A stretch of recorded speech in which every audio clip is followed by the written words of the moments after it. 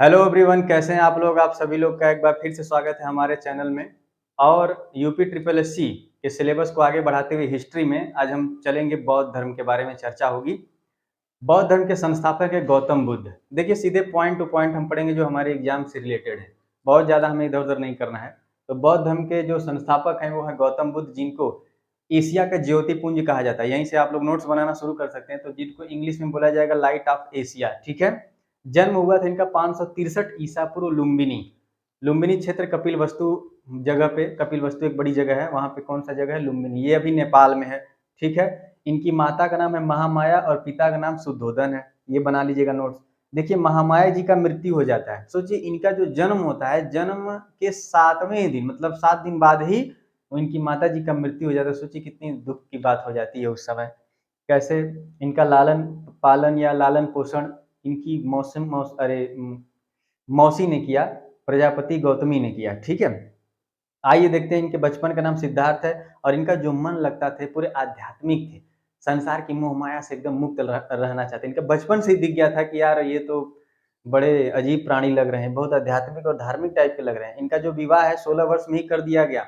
सब स्टोरी आप लोग जानते हैं क्यों किया गया, क्योंकि इनका मन इन अध्यात्म से बाहर निकल जाए, ठीक है। पत्नी है यशोधरा, इनके पुत्र भी सोचिए हुआ राहुल। लेकिन वही बात है कि साम्राज्य में अपना भ्रमण कर रहे थे और भ्रमण करते हुए इनको वही चीज दिख जाता है जिससे इनके पिताजी को डर था। क्या दिखता है भाई कि व्यक्ति की जीवन की 4 अवस्था को उन्होंने देख लिया। देखा कि एक बूढ़ा आदमी है, तो उन्होंने अपने सारथी से पूछा कि क्या हम भी बूढ़े होंगे, या फिर नहीं, हम भी नहीं, बोले कि ये क्या है भाई, कौन है, ऐसे आदमी क्यों है। तो उन्होंने बताया कि देखिए, जीवन में जो भी इस पृथ्वी पे जन्म लिया है उसको बूढ़ा होना है। तो इनके मन को लगा कि यार हम भी बूढ़े होंगे, ठीक है। फिर उन्होंने देखा कि बीमार व्यक्ति, एक व्यक्ति जो है बीमार है, पेन है उसके अंदर, दर्द है, दर्द से करा रहा। उन्होंने कहा कि ये कौन है, तो उन्होंने बोले ये भी बीमार है। ये जो शरीर है ये बीमारी की घर है, ये एक न एक दिन शरीर में बीमारी जरूर आएगी, ठीक है। तो उसके बाद उन्होंने देखा 100, बोला कि 100 जब आप बूढ़े हो जाएंगे या बीमार हो जाएंगे, उसके बाद या तो अकाल मृत्यु होती है, तो आदमी का क्या होता है 100, जिसमें होता है कि आदमी के अंदर वो जान नहीं होता। एक समय ऐसा आएगा कि साहब आपको भी मरना पड़ेगा, आपका भी 100 सबको दिखेगा।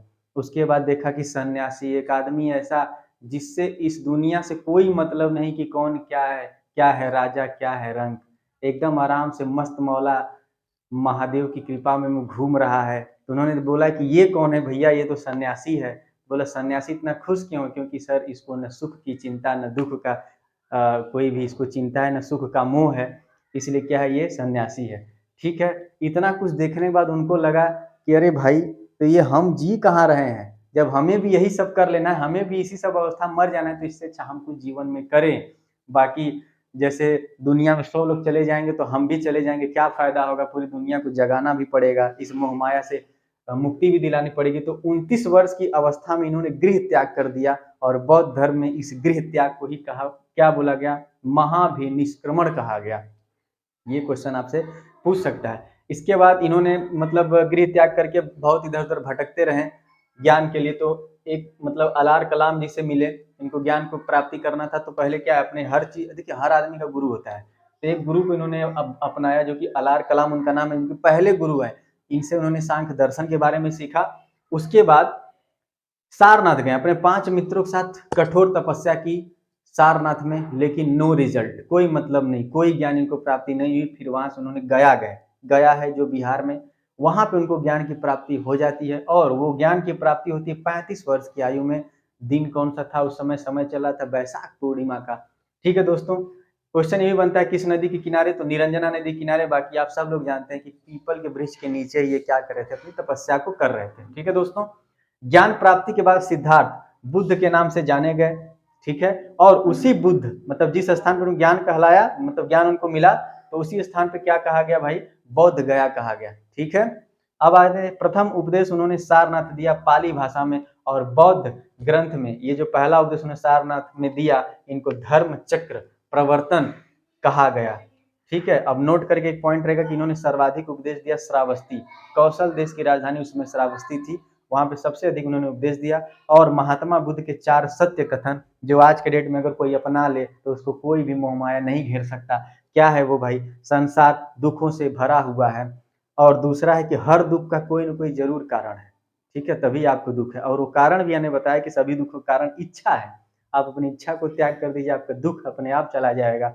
उसके बाद बोला कि इस इच्छा पर नियंत्रण पाया जा सकता है। ठीक है दोस्तों?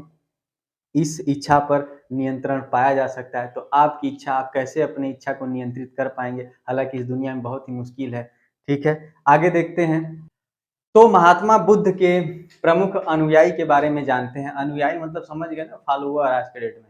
जैसे आपके ट्विटर और इंस्टाग्राम पे जो फॉलोवर होते हैं, तो उसमें उनको उनको भी जानने वाले हो गए थे। तो जैसे कुछ हैं, जैसे बिंबिसार हैं, प्रसेनजित हैं और उदयन हैं, ये लोग हैं। तो इनके जो अनुयायी थे, वो क्या है, 2 भागों में विभाजित थे। एक हो गए भिक्षुक मतलब भिक्षुक और एक हो गए उपासक। जो भिक्षुक है वो बौद्ध धर्म का प्रचार के लिए संन्यास ग्रहण करते थे, उनको भिक्षुक कहा गया। उपासक जो है गृहस्थ जीवन व्यतीत करते हुए बौद्ध बौद्ध धर्म को अपनाया था, ठीक है? इनका थोड़ा-सा आसान जीवन था, सरल जीवन था। अब देखिए महात्मा बुद्ध के जीवन से संबंधित बौद्ध धर्म के प्रतीक, ये एग्ज़ाम में पूछ सकता है। जैसे जन्म का जो भी है उसका प्रतीक है कमल एवं सांड, ठीक? गृह त्याग का जो भी प्रतीक है घोड़ा है और ज्ञान का प्रतीक बनाया गया पीपल। जो कि इसमें बोधि वृक्ष कहा जाता है ना, पीपल के पेड़ को।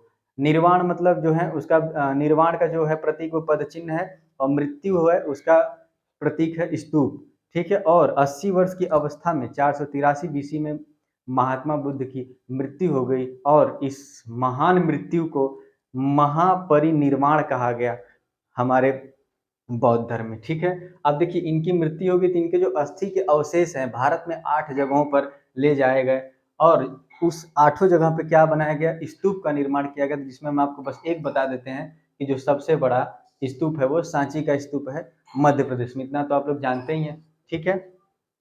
और देखिए एक चीज़ यहाँ पे देख लीजिए कि इनका जो निधन हुआ ये कुशीनगर में हुआ और कुशीनगर आज उत्तर प्रदेश में, ये भी जानते रहिएगा।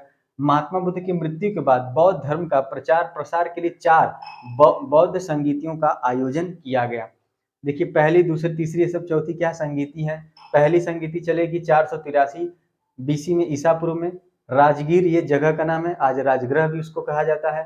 और वहाँ के जो राजा थे अजात शत्रु थे, ठीक है? ये लोग उस समय के राजा हैं, ठीक है?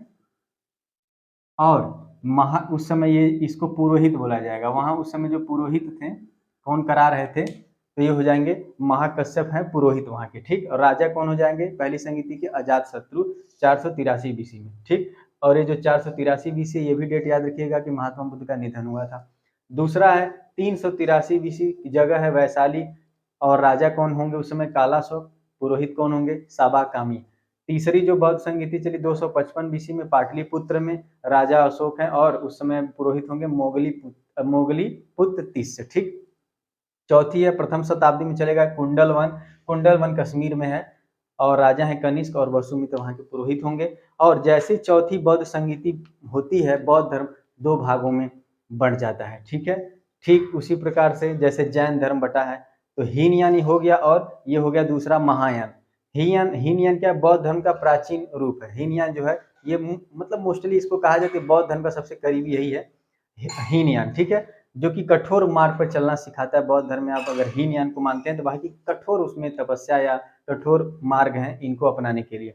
और यहाँ पे महात्मा बुद्ध जो हैं वहाँ पे सामान्य पुरुष कहा गया। हीनयान में महात्मा बुद्ध को सामान्य पुरुष कहा गया।